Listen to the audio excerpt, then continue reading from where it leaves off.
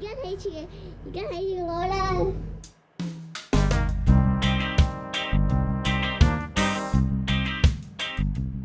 Hello，大家好啊！我今日咧就準備細缸換大缸啦。咁大家都知道啦，換缸之前其實有好多準備功夫。咁我要搬晒所有嘅雜物出嚟啦。我哋有一睇。然後咧就開始為新缸校好呢個鹽水啦。咁當校完鹽水之後，下一步咧其實就準備清潔同埋移除晒所有舊缸嘅設備啦。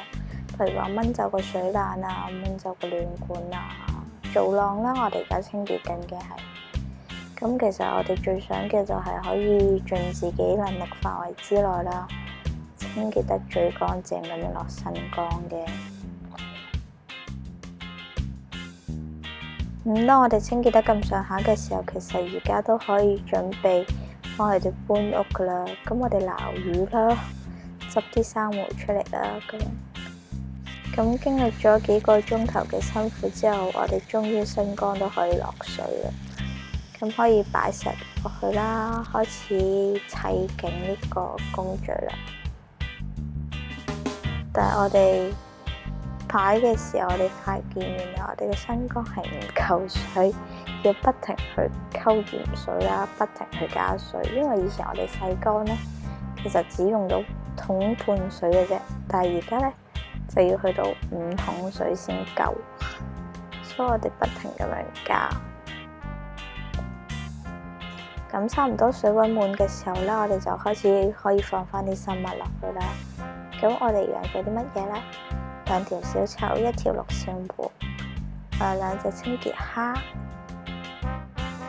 ，2隻醫生蝦，就係咁多啦。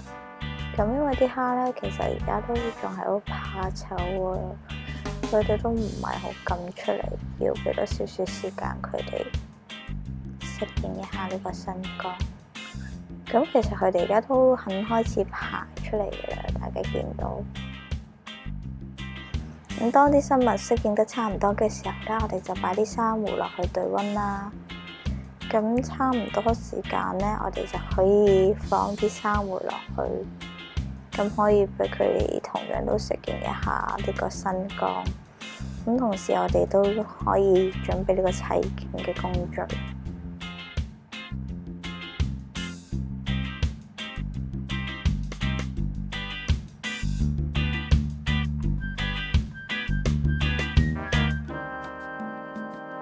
OK， 我哋終於砌好咗我哋嘅新缸啦，俾大家睇下。咁呢支咧就係我而家用緊嘅燈啦 ，AM Prime， 都幾夠光嘅。咁呢個造浪器啦，咁隔籬咧就有暖管同埋珊瑚掘起呢度。咁就着俾大家睇下啦，咁啲電線全部都收埋呢度。咁呢個拖板啦，主要就係插我魚缸嘅儀器嘅電源嚟嘅。咁藍色嗰個咧就係造浪器嘅遙控器。咁就再帶大家睇一下我嘅水冷啦。我嘅水冷而家用緊 Taco 嘅150啦。